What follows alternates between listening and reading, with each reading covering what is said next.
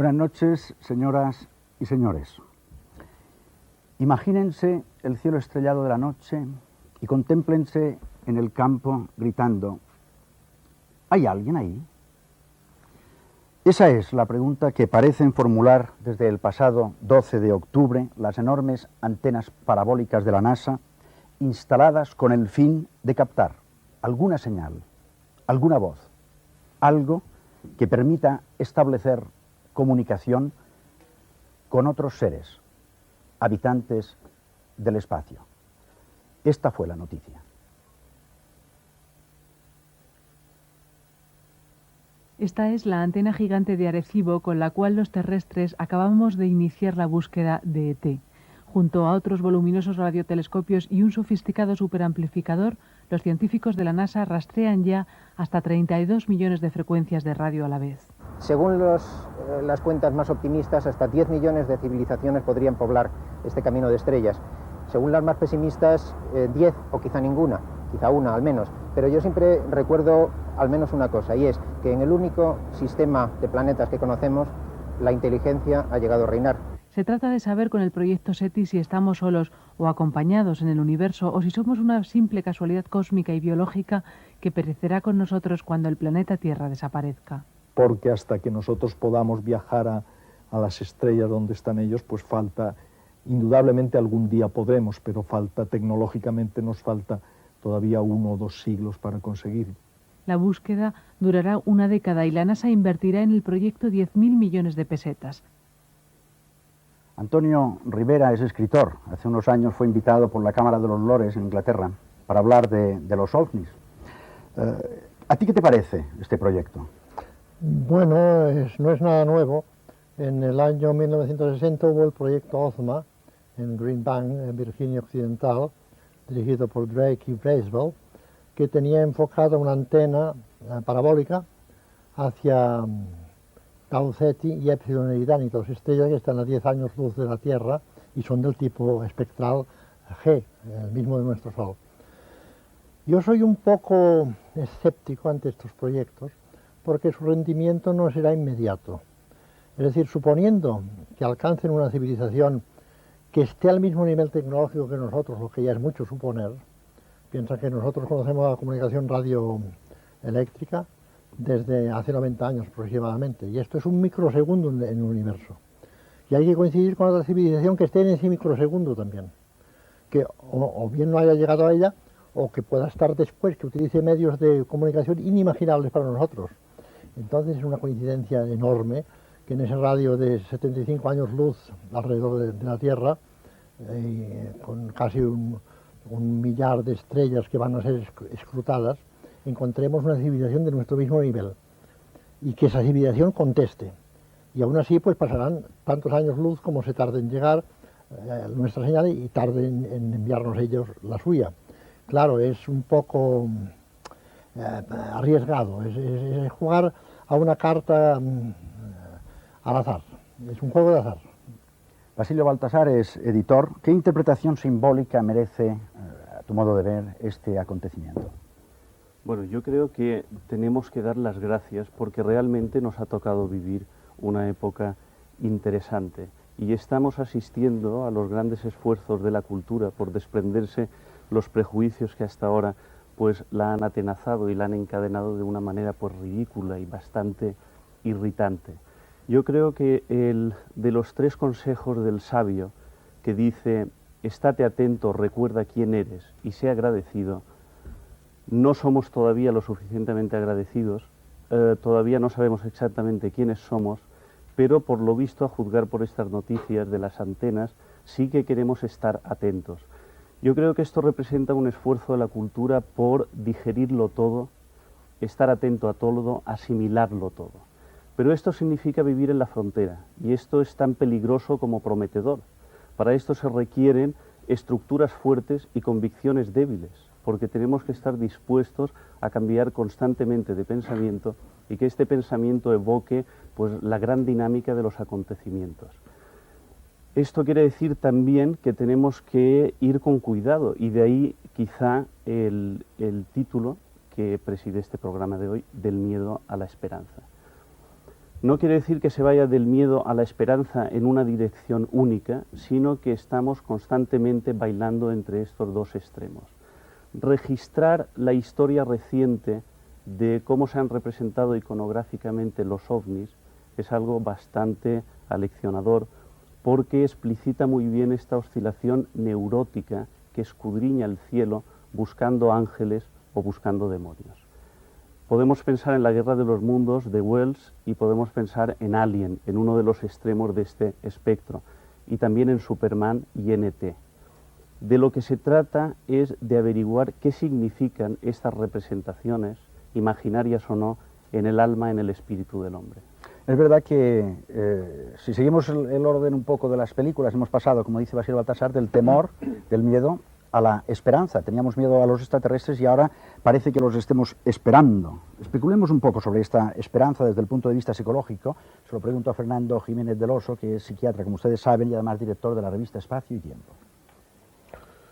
Hombre, el porqué de la esperanza es obvio, porque se está angustiado, porque uno se siente inseguro. Cuando estás instalado en lo confortable, en lo cómodo, no necesitas de la esperanza. En todo caso, lo que anhelas es que las cosas perduren tal como están. Pero en una humanidad o en una sociedad como esta, pues es lícito que haya una búsqueda de esperanza. Lo que parece triste como miembro de esta especie es que esa esperanza se deposite fuera, en otros que vengan de allende el sistema solar para solucionar nuestros problemas, lo que implicaría una desconfianza en nuestra propia capacidad, o en la sociedad, o en la capacidad de la sociedad que hemos generado, o en los gobernantes, o en los economistas, incluso en las propias religiones que se han ido gestando a lo largo de los milenios en la Tierra, una desconfianza hacia todo eso que sería tanto como desconfiar en el propio ser humano y esperar que la solución a algo indefinido, pero que todos temen o tememos, que en definitiva es la inestabilidad, es el desasosiego, que esa solución tenga que venir de fuera, de alguien mucho más tecnificado, mucho más evolucionado, lo que implica que nos consideramos a nosotros mismos poco evolucionados espiritualmente, socialmente y humanamente. Sí. Pero es verdad esto que hemos dicho, que al principio, o hace unos años, como 30 por ejemplo, creíamos que los extraterrestres eran invasores, eran seres malignos que vendrían a chuparnos la sangre, como algunos han escrito, bueno, y ahora no, ahora son como mesías. Eso está reflejando un poco, es un parámetro desde el que se puede medir el ambiente social o el nivel de esperanza. En una época determinada, cuando surge la novela de Wells, que me parece que fue en el año 1898, a finales del siglo pasado, bueno, se acaba de llegar a una cierta estabilidad. Lo desconocido era potencialmente peligroso porque era un elemento desestabilizador de ese orden que se tenía.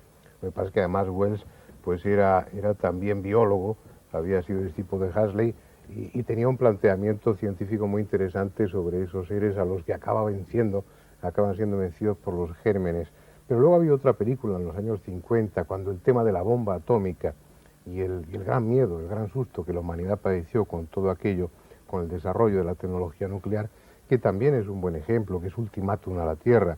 No recuerdo el título en inglés, pero en esa película se plantea un extraterrestre acompañado de un espléndido robot que lo que venía era a avisar a los humanos del error que estaban a punto de cometer. Recordemos con estas imágenes algunas películas de la historia de los extraterrestres. La resistencia es la única defensa que existe entre nosotros y los visitantes. En la larga historia que el cine ha dedicado a mostrar al extraterrestre, encontramos, sobre todo al principio, que es un ser maligno, inteligente y superior al hombre, que lo mismo adopta una forma metalizada que una planta, que llega a la Tierra y se regenera completamente. El fin último de estos seres es asustar y destruir, pero finalmente, tras una serie de batallas, es derrotado por el humano.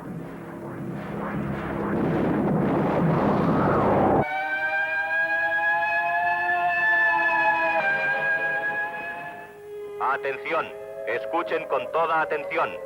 Los marcianos se acercan a Los Ángeles. Es preciso evacuar la ciudad. Los invasores son mayoría a partir de la Guerra de los Mundos de Wells, que nos narra la invasión de extraterrestres que llegan a la Tierra con el ánimo de destruir o cuando menos esclavizar al hombre. Estos seres de otro espacio consiguieron aterrorizar por lo menos a media América, literaria, radiofónica y fílmicamente.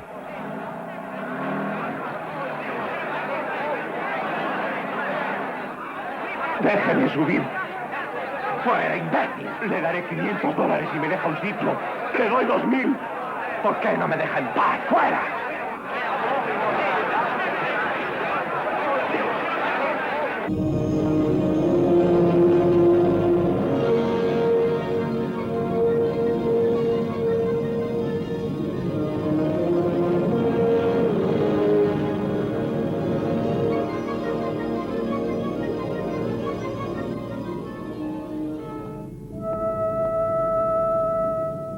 Por regla general, los extraterrestres están mucho más avanzados que nosotros y miran a la Tierra con interés, lanzando sus propias misiones de exploración.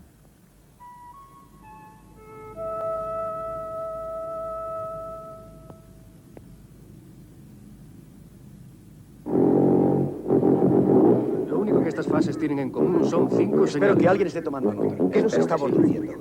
Parece que nos intentan enseñar un vocabulario tonal básico. Es el primer día de escuela, amigos.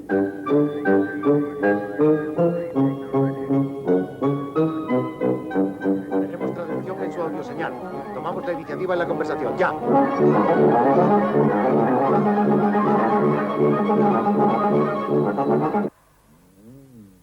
ET, que tiene miles de años y proviene de un lugar lejano del universo, no invade la Tierra. Se encuentra perdido en ella y su mayor deseo es poder volver a su casa.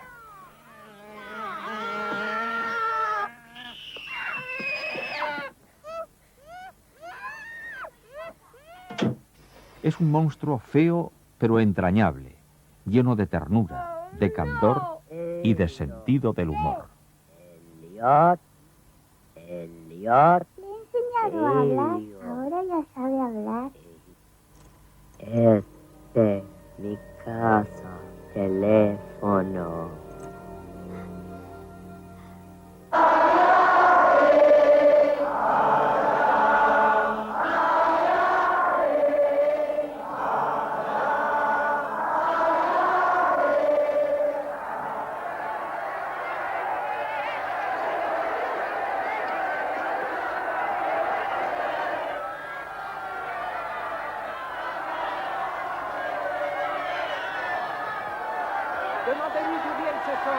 ¿De dónde venían esos sonidos? Conteste, por favor. ¿Usted es que ya basta hacer? ¡Ayo! ¡Ayo!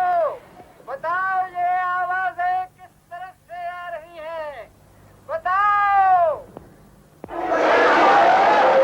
Basilio Baltasar, ¿qué carencia expresa, carencia humana, el fenómeno OVNI? Bueno, yo creo que viendo estas imágenes se ve ahí toda la frescura y toda la simplicidad del mito, quizás esa fuerza también.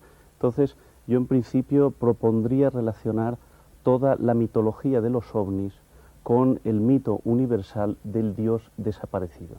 Desde Anatolia hasta Australia, desde Quetzalcóatl hasta Jesús, lo que nos encontramos es la figura de un dios civilizador, de un héroe civilizador, que se va y que promete volver, pero no vuelve. Entonces yo interpretaría la existencia de la mitología ovni como una respuesta patológica de esa humanidad decepcionada por el no retorno hasta ese momento de ese Dios. Y estos serían 4 movimientos, por decirlo de alguna manera. El primero de ellos, la orfandad, el segundo, el rencor, el tercero, la sumisión y el cuarto, la irresponsabilidad. El tema de la orfandad, por muy espléndidas que sean las victorias del agnosticismo en nuestra gran ciudad, en nuestra gran cosmópolis, en el corazón del hombre sigue reinando el desamparo. El rencor, de la misma manera que un adolescente en algún momento de su vida considera que ha llegado el momento de hacer todos los reproches posibles al padre, entre otras cosas por sus ausencias, de la misma manera, pues nuestra cultura lo que creo que está expresando con los ovnis es una especie de suplantación para ofender, ya que ese Dios que prometió volver no vuelve con sus sandalias y sus túnicas, el hombre fabrica un ángel tecnológico que es el piloto de las naves espaciales. El tercer punto es el de la sumisión. Al hombre ya no le basta en estos momentos imaginar a un Dios con túnica y con sandalias, lo que imagina es un ovni, una maquinaria, un artefacto tecnológico que según la terminología al uso lo que hace es expresar la existencia de civilizaciones más poderosas. Esto yo creo que habría que interpretarse como el típico por aburrido y por habitual instinto de sumisión de nuestra cultura. Y el cuarto, ligado a este tercero, es el de la irresponsabilidad. La cultura, el hombre, en definitiva, con esto lo que expresa es su deseo de desentenderse de su propia historia, renunciar a su ser histórico para que venga algo, que venga alguien que le libere, que le redima, pero no de sus pecados, sino de su responsabilidad. Gonzalo Aranda es profesor de teología bíblica. ¿Cómo surge en el hombre justamente esta idea de salvación por medio de alguien que puede ser un enviado? Bueno, es muy difícil contestar de cómo surge en el hombre así en general,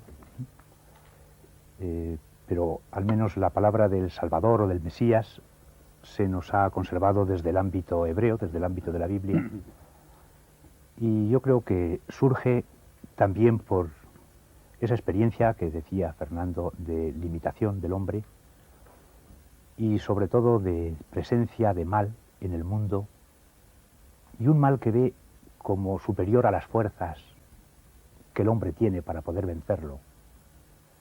Entonces por eso espera, diríamos, algo superior a sus fuerzas con que vencer el mal. Y esta es como el mensaje que los profetas van desarrollando en Israel, que tendrá una ayuda de Dios, o surgirá un hombre, pero no enviado de fuera, sino siempre de la propia humanidad, un hombre con la fuerza de Dios, con la fuerza del Espíritu de Dios, que será capaz de conducir a la humanidad como un líder, como un Mesías, hacia el vencimiento del mal. Pero esto tiene representaciones muy variadas, ¿no? Sí. Porque depende un poco de la experiencia de mal que se tiene en cada momento. Entonces, la idea primera que conocemos en la Biblia es pues la de la tiranía de los imperios, de los grandes imperios, frente a Israel, que es un pobre pueblo.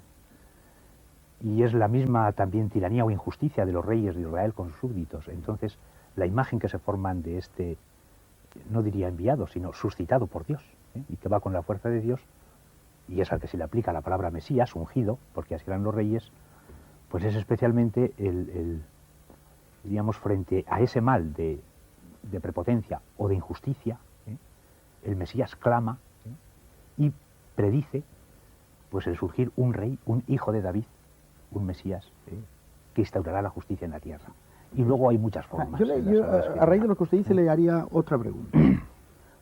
¿Usted piensa que si un hombre fuese feliz, estuviese contento, estuviese tranquilo, se hubiera realizado como ser humano, como hombre, ese hombre no esperaría ya Mesías? Bueno, yo creo que en la situación histórica presente del hombre, esto no se puede dar. Porque el hombre aspira a una felicidad infinita, por decir así, eterna, diríamos en lenguaje más teológico, y tiene frente el hecho de la muerte y el hecho de la experiencia cotidiana. Vamos, yo te contestaría con la frase de San Agustín, ¿no? Nos hiciste, Señor, para ti, y nuestro corazón está inquieto hasta que descanse en ti. Solo la plenitud de Dios podría satisfacer el corazón del hombre. Vamos a hablar ahora pues de los mensajes. Javier Sierra es periodista, investigador del fenómeno OVNI. ¿A qué esquema pueden reducirse, concretarse, los mensajes de los contactados?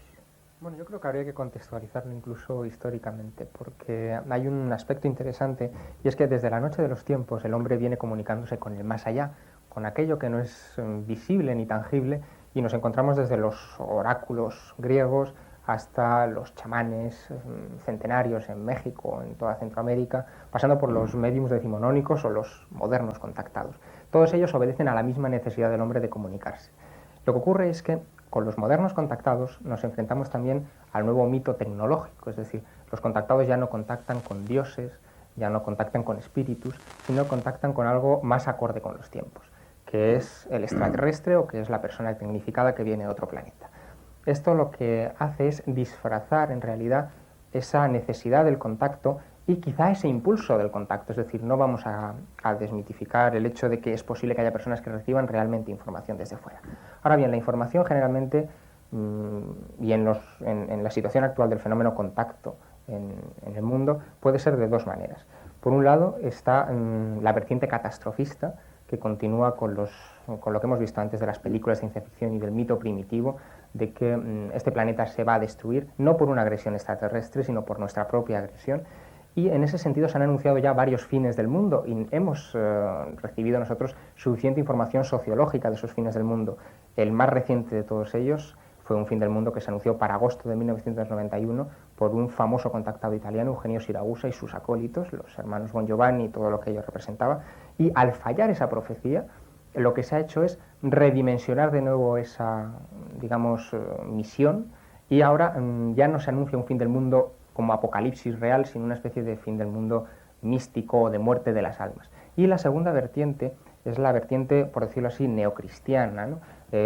Personas que a través de los extraterrestres y introduciendo a Jesucristo como un extraterrestre, esperan la llegada o la segunda llegada de Jesús a bordo de un ovni. Entonces, también en España tenemos ejemplos elocuentes de ello. En el año 1988 surgieron dos grandes movimientos a este respecto, uno llamado Clave 33, que tuvo su sede en Navarra y que se extendió por toda España, y otro que se llamaba Misión Punta de Flecha, que tuvo su origen en el Mediterráneo. Ambos, en la misma fecha, coincidieron en señalar que, digamos que la segunda llegada de Cristo estaba a las puertas. Esas son, en general, las líneas maestras. Fernando Jiménez del Oso, ¿qué características psicológicas podrías citar de los contactados? ¿Cómo son? Previamente no lo sé, porque los contactados con los que yo he establecido contacto ya lo eran en el momento de conocernos, pero por su biografía, antes de producirse el contacto, eran personas normales. Y en muchas ocasiones no abocadas a este tema, ni preocupados por lo trascendente, ni preocupados por lo que pudiera haber más allá de nuestro sistema solar. Que en un momento determinado, por una u otra razón, a veces a través de un método tan simple como la Ouija, y en otras ocasiones siendo abducidos, raptados o introducidos dentro de una de esas naves, y otras en un estado que podría calificarse de apertura de conciencia, entran en contacto, entran en relación, o creen entrar en relación, y a veces dan pruebas objetivas, con un tipo de entidades que se definen a sí mismas como extraterrestres. A partir de ese momento, supongo que hay tantos tipos de contactados como personas han entrado en contacto, pero a partir de ese momento el contactado sufre una transformación, se siente en depositario de una verdad que es preciso transmitir por cualquier medio. Y además, bueno, en eso doy la razón, como en otras cosas a Freixedo, se produce un cambio en su personalidad. Yo en alguna ocasión lo he comparado como lo que sucede en las fases hipomaníacas dentro de la psicosis maníaco-depresiva. Esa persona que a lo mejor era muy prudente, incluso tímida, se vuelve desinhibida, adquiere un convencimiento de que esa verdad tiene que transmitir algo que le lleva a transformarse en un líder o a tomar actitudes de líder con grandes dotes de oratoria, con capacidad de convocatoria en torno a suyo de otras personas, es capaz de convencerlas y de argumentar, y sobre todo tiene la estructura del fanático, está totalmente convencido de esa verdad que tiene que transmitir y por lo tanto eso le da fuerza para vencer cualquier dificultad. Pero es algo más que un convencimiento interno. Pienso que ahí hay un tipo de trastorno que los psiquiatras no tenemos estudiado, catalogado, ni mucho menos, pero que probablemente esté expresando un cambio en su metabolismo cerebral o un cambio a nivel orgánico dentro de su cerebro, algo bastante profundo.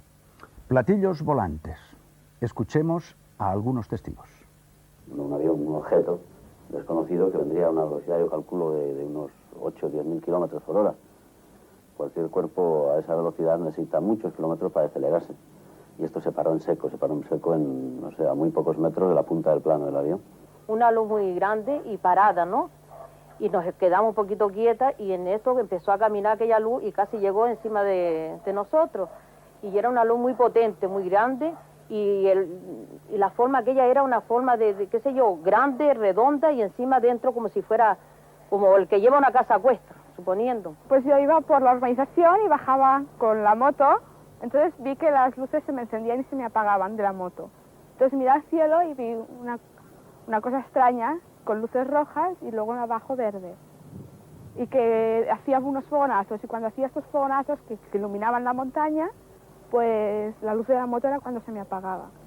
Sobre las 4 de la tarde y vimos un objeto que yo primeramente creí que era un helicóptero, pero cuando me fijé bien era como una cabina telefónica que iba como a unos 2000 metros de altura, y estuvimos mirándolo un rato, no iba corriendo mucho, y claro, nos extrañó mucho como una cabina telefónica volando.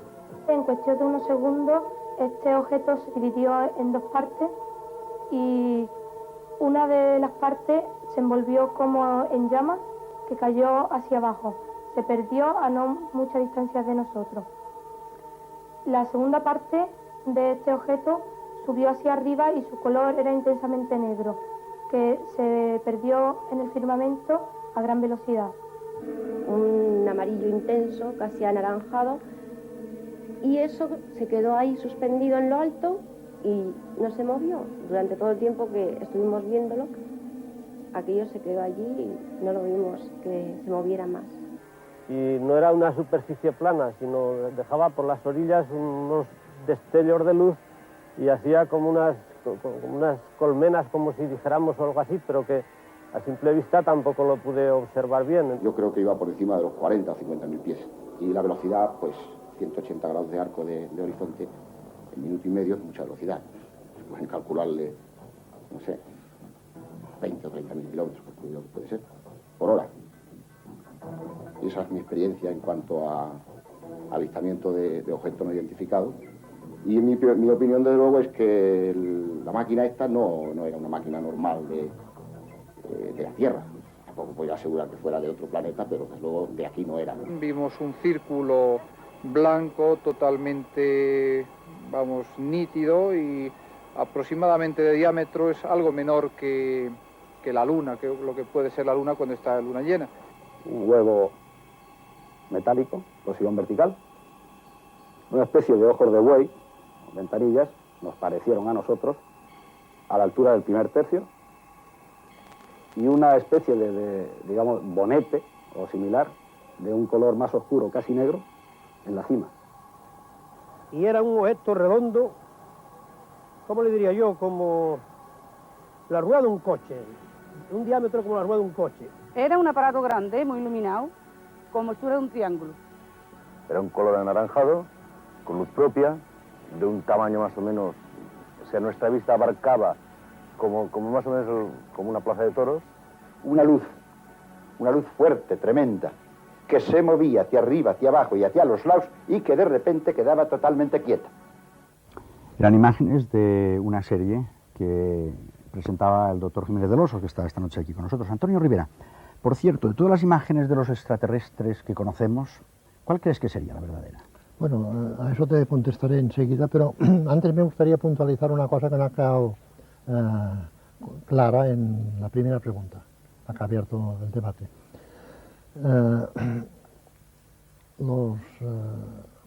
Es decir, las señales que recibimos o que recibiremos serán un medio de comunicación con algo o con alguien, pero los que han realizado el proyecto SETI, que es muy costoso, costará miles de millones, se olvidan de que el extraterrestre ya nos ha visitado entrando por la puerta de atrás.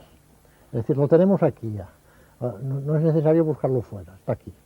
Ahora, en cuanto a tu pregunta, desde luego yo no estoy de acuerdo con Salvador Freixedo, a quien aprecio mucho por otra parte, el cual nos dice que hay como si 70 razas extraterrestres visitándonos en la Tierra. Yo soy más modesto, creo que con 3 o 4 ya basta. Tenemos en primer lugar el humanoide clásico, como lo denominamos los investigadores del fenómeno, que es un ser pequeño de 1 metro, 1,20 m, macrocéfalo, o sea, con una cabeza muy voluminosa, ojos rasgados hacia los lados muy grandes, ausencia de pabellón auricular, boca y nariz reducidas a 2 orificios y un trazo, y que es el que protagoniza la inmensa mayoría de abducciones. El fenómeno de abducción a mí me preocupa mucho porque creo que es realmente inquietante. Luego hay ¿Pero puede explicarlo un poco, ese fenómeno? Sí, bueno, parece ser que se trata de seres humanos que son llevados a bordo de naves extraterrestres, llamémoslas ovnis, aunque en este caso está mal empleado, porque un ovni es un objeto volante no identificado, para ser examinadas desde un punto de vista médico, entre comillas, y para implantarles algo en el cerebro. Quizás una cosa, un monitor que le pueda permitir el control remoto de estas personas. ¿Y usted cree que ha sucedido esto? Cientos de veces, y está sucediendo. Tengo mucha documentación sobre esto. Estoy en contacto con los investigadores de punta del fenómeno de abducción, como es Bud Hopkins en los Estados Unidos, la señora Geneviève Barkelev en Francia y otros.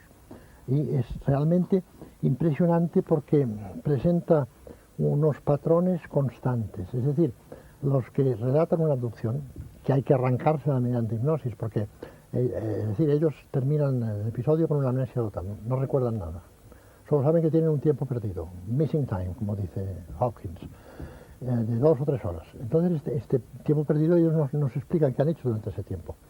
Entonces, un investigador, mediante la hipnosis, puede recuperar ese tiempo y entonces sabemos que han estado llevados a bordo de la nave y que se ha hecho todas estas maniobras. Y lo sorprendente es que todos cuentan lo mismo. Es decir, a mí estas concordancias, a veces en detalles nimios, incluso me llevan a creer que son hechos reales. Es decir, sí, la fantasía humana no da para tanto. Pero vamos a ver, Javier Sierra, ¿tú a qué atribuirías entonces los cambios de forma que los distintos testigos van formulando y siempre se parecen un poco a otros aparatos que existen en el tiempo? Por ejemplo, el siglo XIX pues eran iguales a cepelines, ¿no? Ese es un tema interesante porque nos hace plantear, y es una duda que sigue bullendo un poco en todo el ambiente de los que investigamos el fenómeno OVNI, la idea de si es el testigo el que al ver un objeto o algo que no es capaz de identificar le atribuye las características del momento o, lo cual no deja de ser fascinante, es el propio fenómeno que se disfraza ante nuestros ojos. Ante eso hay una muy difícil respuesta, porque si nos remontamos, por ejemplo, a testimonios clásicos, como por ejemplo los clipeis ardentes de los que se hablan en crónicas romanas, que estuvieron, por ejemplo, durante 40 días y 40 noches sobre la tumba de Julio César, fueron vistos prácticamente por todos los que fueron a visitar la tumba del César. Allí se nos está refiriendo un fenómeno de objeto volador no identificado, permanente, que es idéntico a algunas observaciones contemporáneas. Ahí no hay ningún atributo tecnológico propio. Sin embargo, si nos vamos al siglo, digamos, industrial, que es el siglo XIX, nos encontramos con que efectivamente en Estados Unidos en concreto, entre 1896 y abril de 1897, se producen la friolera de 15.000 observaciones aproximadamente y que se hayan contabilizado de objetos con apariencia de cepelines o de globos extraños que contienen a personajes no menos extraños, pequeños japoneses, describían algunos recortes de prensa de la época, que descendían, pedían unas tuercas o unos trozos de alambre para reparar su aeronave y seguir volando. Lo curioso de esto es que, si entramos en el mundo de los arquetipos, debía tratarse de una especie de arquetipo también, porque Julio Verne, unos años antes de que se produjera esta macroleada de avistamiento de estas características en Estados Unidos, en su obra Robur el Conquistador ya habla precisamente de este tipo de aeronaves y las describe y las dibuja en la edición original de la época a la perfección. Tengo yo aquí unas fotografías, podríamos verlas, y tú me podrías explicar un poco qué son. Sí, bueno, se trata de imágenes de objetos voladores no identificados recogidas en textos y en gacetas clásicas. Por ejemplo, esta es de una gaceta del siglo XVI, de Nuremberg, donde se describe una batalla entre objetos en forma, bueno, objetos circulares negros y blancos que estuvieron batallando en los cielos de Alemania. ¿Y esta otra? Nos estamos refiriendo a casos también en la misma época y también en Alemania. Todo esto también pertenece a gacetas en concreto del siglo XVI, al igual que otras que también... Sí, y esta que dice ángeles ayer, extraterrestres hoy. Eso es el lema que ha empleado un poco el movimiento contactista contemporáneo, sobre todo ese movimiento que te describía antes de los neocristianos, los neoevangelizadores. Ellos piensan y defienden que los Elohims de los que habla la Biblia, que serían entidades plurales y nos atenemos al propio significado de la palabra, serían dioses que en realidad ocultarían a extraterrestres venidos a la Tierra y que incluso nos habrían llegado a crear, a manipular genéticamente a los homínidos primitivos y a crear como entidades ¿Y esta humanas. última? Esta última también pertenece a otra de esas batallas celestes que se describen en crónicas fundamentalmente alemanas de la época, en Centro Europa, y ese es otro tema interesante porque en la Edad Media, cuando se producen todo este tipo de avistamientos, todo ello se interpreta bajo el punto de vista diabólico, es decir, se trata de entidades diabólicas las que parece que están pugnando un poco por la Tierra y se habla, lo cual no deja de ser interesante, de reinos aéreos como el de Magonia, que se habla también en Francia, que recogerían o que albergarían a estas criaturas que periódicamente descenderían a la Tierra para hacer sus propias barrabasadas, ¿no? Antonio Rivera, ¿podríamos hablar de facultades especiales que tenga el hombre o que tiene el hombre para contactar con lo invisible? Bueno, nosotros llamamos facultades paranormales a lo que en mi modesta opinión se tendría que llamar facultades normales desconocidas. Es decir, son facultades innatas del hombre, y creo que con esto podría explicarlo mucho mejor mi amigo Fernando aquí presente, que todos tenemos. Lo que pasa es que quizá la vida civilizada, la civilización, ha hecho que quedasen arrinconadas. Por ejemplo, entre los primitivos, que aún existen algunos, estas facultades están mucho más desarrolladas que entre los civilizados. La telepatía, por ejemplo, la precognición.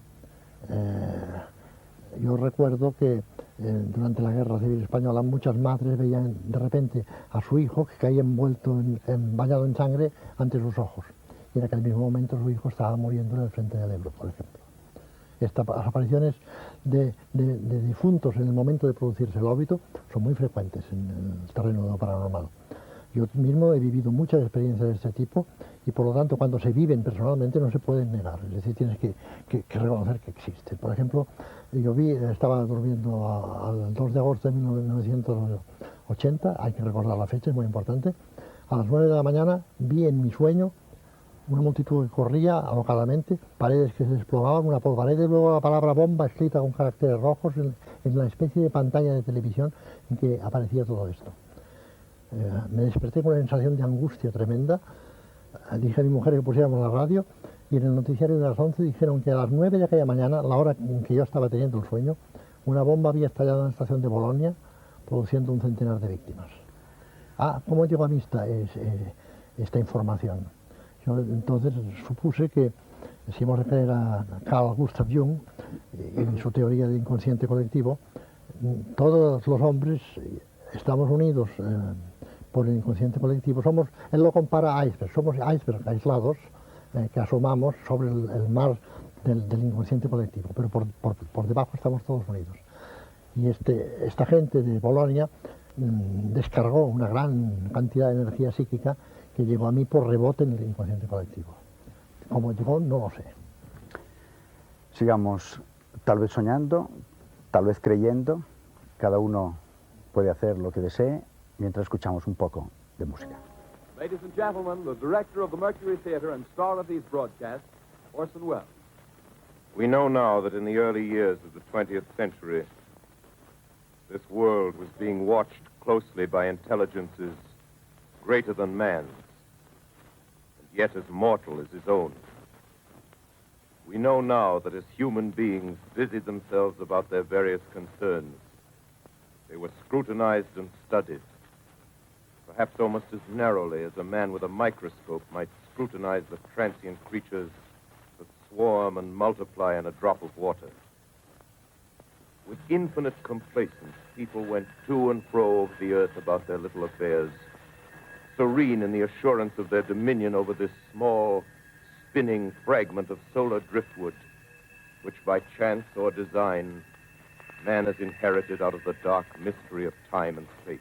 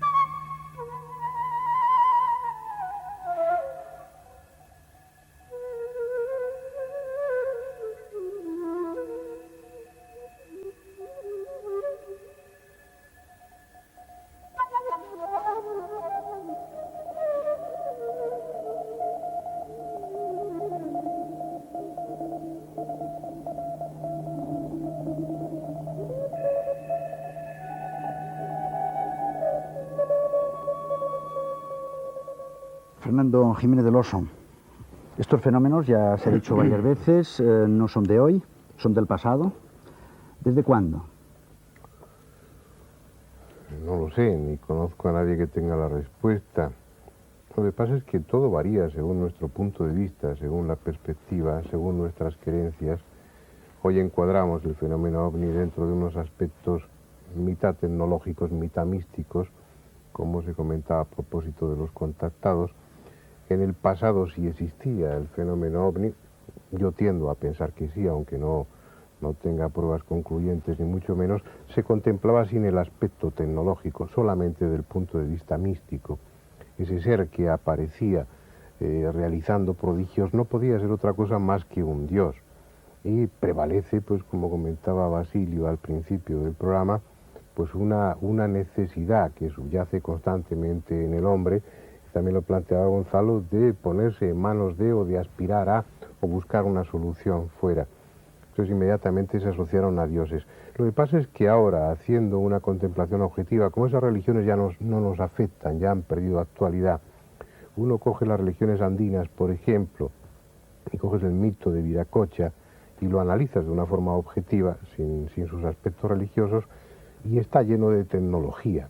Deducir de eso que Viracocha era un extraterrestre, bueno, pues puede no ser mucho deducir. Pienso que es una hipótesis tan válida como cualquier otra. Lo que pasa es que habiendo muchos de esos casos en el pasado más o menos lejano, hay datos suficientes como para plantearse que la presencia del fenómeno ovni no es algo de estos días, no comienza en el año 47, como dicen los clásicos, 1947, sino a lo mejor 4.700 años antes de esa fecha. Basilio Baltasar, ¿y la literatura cómo recoge estos fenómenos? Bueno, habíamos hecho una especie de inventario de las patologías de nuestra cultura y yo creo que en la literatura encontramos rastros suficientes de hombres con talento que la historia del Dios que desaparece no la han interpretado como una promesa no cumplida, sino que se han propuesto simbólicamente en el imaginario de su talento literario seguir esa estela. Es decir, el Dios que desaparece y que promete volver en realidad está hablando en clave, está proponiendo una adivinanza y no está proponiendo una sumisión expectante que tanto nos irritaba, sino lo que está diciendo es algo así como sígueme. Desde este punto de vista me parecería a mí mucho más interesante proponer dos pequeñas novelas extraordinarias, una de ellas de Cyrano de Bergerac, el famoso espadachín pendenciero, y la otra, las famosas crónicas marcianas de Ray Bradbury.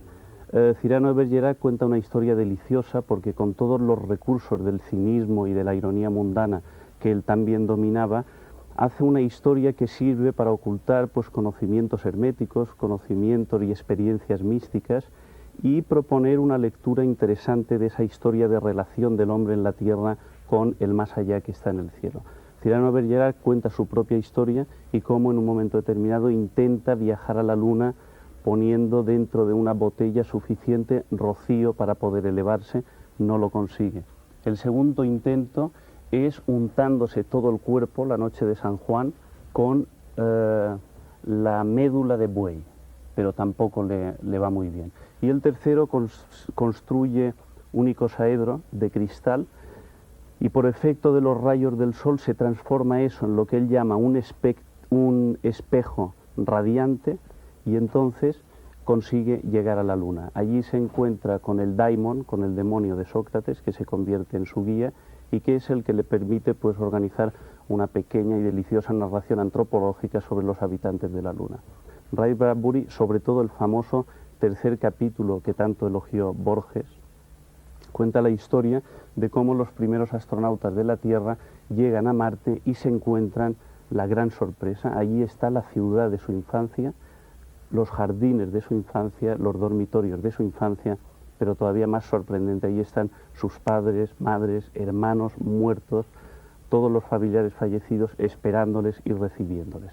Naturalmente, los astronautas rompen en llanto, se tiran en sus brazos y empiezan a sospechar que realmente el Marte es el cielo.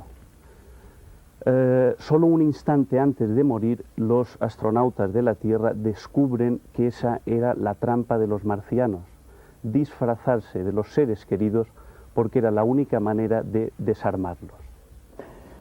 Gonzalo Aranda, tal vez habría que distinguir, o debiéramos distinguir, por las palabras que se han dicho aquí a lo largo de la noche, entre extraterrestre y sobrenatural, que son dos palabras importantes sí, son que dos subyacen palabras en todo el tema.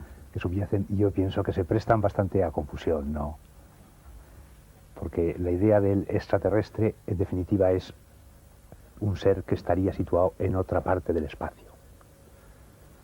La idea del sobrenatural es algo que está por encima de la naturaleza, tanto temporal como espacial.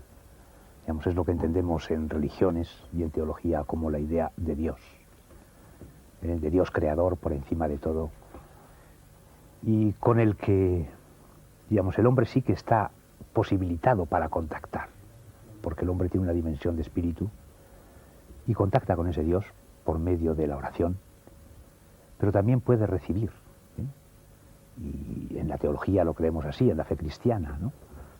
A través de personas a las que Dios se manifiesta de una manera muy misteriosa, siempre misteriosa y representada con muchas fantasías, a veces con imágenes que pueden recordar los fenómenos ovnis, como la gloria de Yahvé cuando aparece en el carro o en el mismo Moisés, aunque también se explican por fenómenos naturales de la época y por representaciones, digamos, un poco imaginarias, ¿no? Sí. Ahora, en el cristianismo a Jesús se le tiene como un enviado, justamente la palabra es un enviado. ¿Es realmente un enviado de fuera o es un ser surgido de entre los hombres? Ya, bueno, ese es el gran misterio que para la misma fe encierra la figura de Jesús, porque ciertamente es hombre, y la primera constatación que se tiene en la historia es que Jesús es hombre nacido de mujer, y que actúa como hombre y ama como hombre, pero en su actuación y en su palabra se descubre como un misterio de algo sobrenatural, no extraterrestre, sino de relación con el Dios que está fuera y está dentro, que es superior al espacio y creador, pero está en la conciencia más íntima del hombre. Entonces Jesús, con su palabra, con sus hechos, sobre todo con el acontecimiento de la resurrección, contemplado por testigos e interpretado en este contexto de fe de Israel, en el Dios único, la Iglesia llega a comprenderlo como un hombre que surge de la raza humana. Los evangelios resaltan sus genealogías, pero al mismo tiempo que es la presencia de Dios entre los hombres, de este Dios misterioso. Entonces, siempre es un problema explicar esto, y yo creo que es imposible casi explicarlo. Y también sigue siendo un problema los ovnis, las culturas antiquísimas, extraterrestres, ¿son solo leyendas? Leyendas, signos y logros espectaculares que perduran antes de que la historia se empezase a escribir, sugieren que el hombre antiguo poseía conocimientos que no han llegado hasta nosotros. Se ha dicho que criaturas de otros mundos pueden haber sido los maestros, los dioses e incluso los antepasados de las antiguas civilizaciones. Cuando hoy día hablamos de vida extraterrestre, nos referimos a aquellas formas de vida que están ligadas por las mismas leyes del universo a las que nosotros estamos sometidos, y difieren de la vida que conocemos solamente en que aquellas tienen lugar no en la Tierra, sino en alguna otra parte del universo.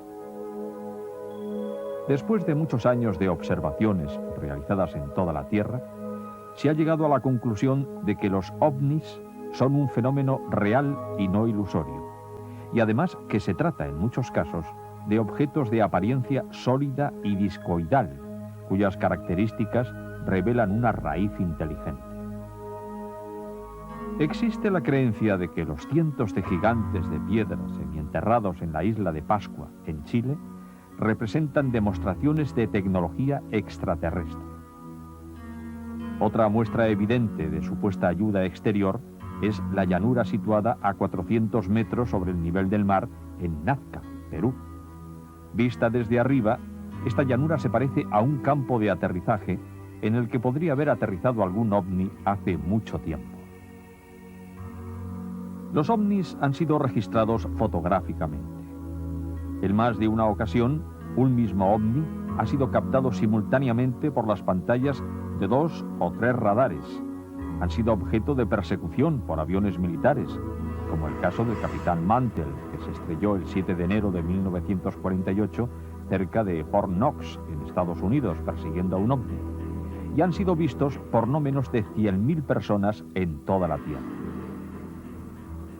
Tal cantidad de apariciones investigadas ha dado nacimiento a una ciencia, la ufología, o ciencia de los ovnis, que ha sido aceptada por relevantes astrónomos y numerosos científicos de muy distintas disciplinas y procedencias. Pero no será hasta la Segunda Guerra Mundial, coincidente con el desarrollo de los métodos de seguimiento aéreo, cuando el tema ovni comience a adquirir una amplia trascendencia. Mientras duró la guerra, los ovni tuvieron un interés militar claro, y su control pertenecía a los servicios de inteligencia militares, ya que aquellas apariciones de cosas que se movían podían indicar la existencia de nuevos artefactos enemigos de una tecnología sumamente avanzada y peligrosa. Finalizada la Guerra Caliente, comienza la Fría, y poco a poco la táctica de ocultaciones pura y simple se fue viendo más y más comprometida, ya que los ovnis comienzan a aparecer en las pantallas de radar civiles y a ser observados por altos cargos de la administración. Basándose en las campañas de investigación sobre testimonios personales y colectivos, la Fuerza Aérea ofreció una aclaración a la opinión pública, añadiendo además una serie de películas perfectamente contrastadas y en las que aparecían luces y formas sin explicación posible. Se llegó a la conclusión de que los ovnis no suponían mayor peligro militar, excepto si pudieran servir de camuflaje a aviones enemigos disfrazados, si recargaran los canales de información de emergencia con datos falsos, o si provocaran una histeria colectiva capaz de situar a la nación en inferioridad psicológica ante una eventual agresión armada. Si los ovnis provienen de otros mundos, esos mundos están probablemente en alguna otra parte de nuestra galaxia, pero su evolución habrá tomado un rumbo totalmente distinto. Si los ovnis existen, ¿de dónde provienen? Como dijo Carl Jung, nada ayuda más a los rumores y al pánico que la ignorancia. Y resulta evidente que se debería contar la verdad al público.